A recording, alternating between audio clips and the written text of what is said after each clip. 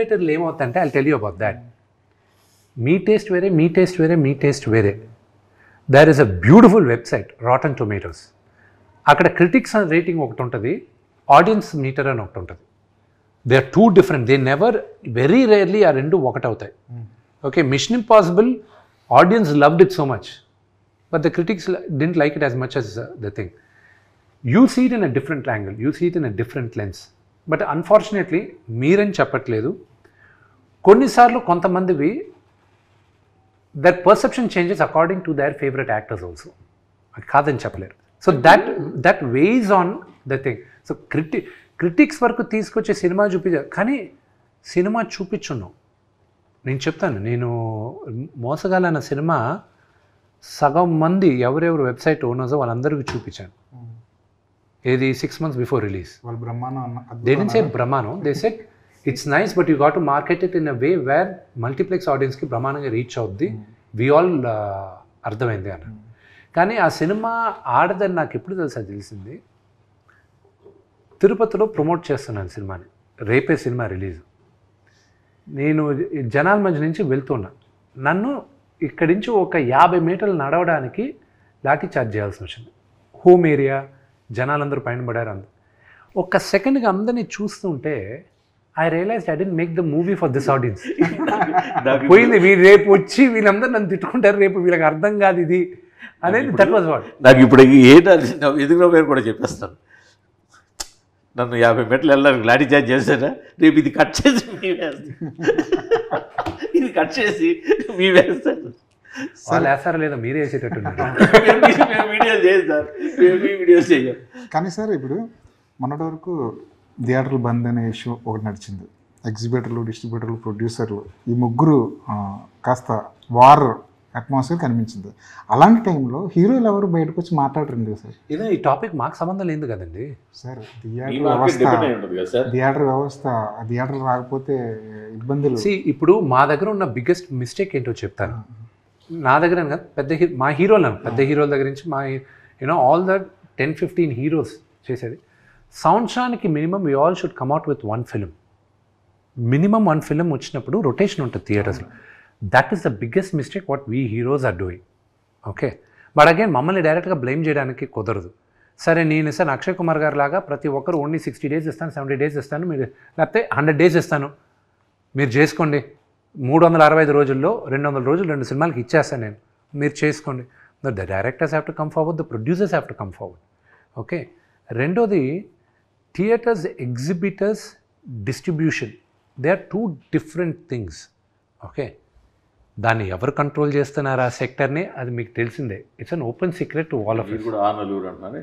నేను ఆ నలుగురు అన్ను, ఆ థియేటర్ లిస్ట్ ఒకసారి వచ్చింది, ముగ్గురు ఉన్నారు, దే కంట్రోల్ ఇట్.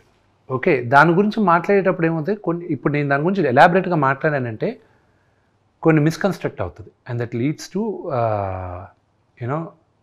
మిస్కమ్యూనికేషన్. నా సినిమా రిలీజ్ అయిన తర్వాత మాట్లాడతాను, అప్పుడు దాకా I don't want any controversies. వాళ్ళందరూ హెల్ప్ కావాలి నాకు సినిమా రిలీజ్కి. కానీ ఇది hero driven industry.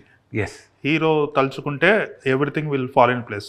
Right now ఇప్పుడున్నది ఏంటంటే హీరోలు ఎక్కువ సినిమాలు చేయాలి, ఎక్కువ సినిమాలు చేసి ఎక్కువ రిలీజ్లు అయితే థియేటర్లు సర్వైవ్ అవుతాయి. Then we have to talk about the problems of theatres. But థియేటర్స్కి ఫీడింగ్ అనేది ఫోర్మోస్ట్ థింగ్. ఇప్పుడు ద బిగ్గెస్ట్ మిస్టేక్ వీళ్ళందరిలో చేసేది ఏంటంటే, అసలు ఇండస్ట్రీ అనేది సర్వైవ్ అవుతుంది అంటే only because of the producer, not hero, nobody else. Okay, మీ heroes are all instrumental. Producer అన్నవాడు లేకపోతే ఫిల్మ్ ఇండస్ట్రీ అనేది లేదు. డబ్బులు పెట్టేవాడు అతను ముందు స్ట్రాంగ్ అవ్వాలి. అతను స్ట్రాంగ్ అయితే కానీ ఇండస్ట్రీ బాగుపడదు. The producers have to come together and they should stand together, అప్పుడే బాగుపడుతుంది. మీ హార్డ్ డిస్క్ దొరికిందా? లేదు, దాంట్లో అవసరం లేదు కదా. లేదు, బ్యాకప్ ఉంది. ఓన్లీ ప్రాబ్లం ఏంటంటే పైరసీ అవుతుంది అన్న ఒకే ఒక రీజన్ తప్ప. బట్ ఇవాళ రోజుల్లో పైరసీ అయితే విత్ ఇన్ సెకండ్స్లో ఎక్కడి నుంచి పైరసీ అయింది అన్నది వచ్చేస్తుంది. అది రిలీజ్ చేసే వాళ్ళకి తెలిస్తే చాలు. అది ఒకవేళ పైరేటెడ్గా రిలీజ్ చేయాలనుకున్న వాళ్ళకి సరే, వాళ్ళు ఇక్కడ ఐ హోప్ అది 300 కోట్లు 400 కోట్లు పెట్టి ఒక సినిమా చేస్తే కీలకమైన విఎఫ్ఎక్స్ది ఒక కొరియర్లు పంపడం ఏంటి? యా, సో అదేంటంటే the back story is bigger. అది ఓన్లీ మీ కొరియర్లో అది పోలీస్ కంప్లైంట్లో ఏముందో అది మీరు రాసుకున్నారు కానీ. So I tell you what exactly happen.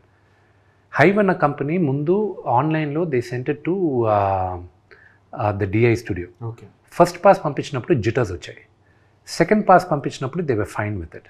But ఒకవేళ మళ్ళీ ఏమైనా వీళ్ళు ఇంటెప్త్గా చూసినప్పుడు ఏమైనా ప్రాబ్లమ్స్ వస్తాయని మమ్మల్ని అడగకుండా, ఎవరిని అడగకుండా ఒక హార్డ్ డ్రైవ్ ఆ కంపెనీ వాళ్ళు కాపీ చేసి పంపించారు, బ్యాకప్ లాగా. పంపించింది ఏంటి, మా ఆఫీస్ అడ్రస్కి కూడా పంపలే, ఈ ఆఫీస్ అడ్రస్ జిఎస్టీ రిజిస్టర్డ్ అడ్రస్కి పంపించారు. జిఎస్టీ రిజిస్టర్డ్ అడ్రస్ ఏంటి, నాన్నగారు ఇల్లు ఫిల్మ్ నగర్లో ఉండేది. అక్కడే మా అందరు కొరియర్లు వస్తే ఎవరెవరు ఇంట్లో నుంచి మేనేజర్లు వెళ్ళి తీసుకుంటారు అక్కడ, ఎందుకంటే ఆ ఇంట్లో ఇప్పుడు ఎవరు ఉండట్లేదు కాబట్టి. నాన్నగారు అప్పుడప్పుడు ఉంటారు, అది ఇది. ఇప్పుడు అక్కడేమైంది, నాన్నగారు ఎందుకంటే జల్పల్లో ఉంటారు.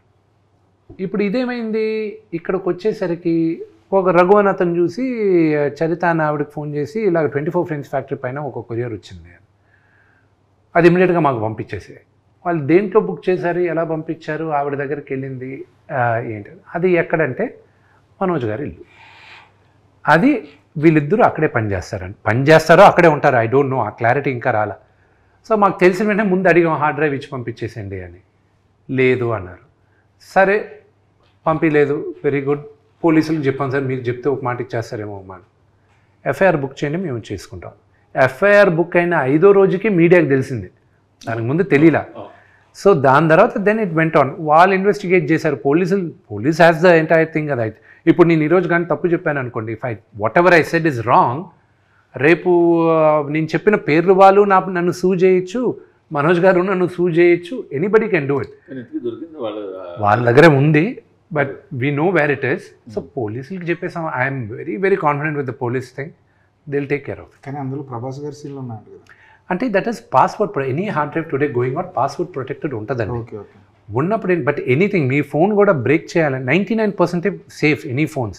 There is this point, there is 1% chance where you can break the any password. So ఆ ఫియర్తో వీఆర్ అఫ్రైడ్ దట్ వీళ్ళు ఆన్లైన్లో పెడతారన్న ఒకే ఇది. కానీ ఇంత నీచానికి కూడా దిగజారకుండా ఉంటే చాలు. It's unfortunate. But thank you very much, మీరందరూ వచ్చిన దానికి I really appreciate it. I need your support and love and blessings for Kannappa. It's coming out, you know, labour of pain and it's more మా బేబీ. ఇది మా బిడ్డను తీసుకొచ్చి 27వ తేదీ any reviewer or any journalist can lend their hand till the movie release. Of course.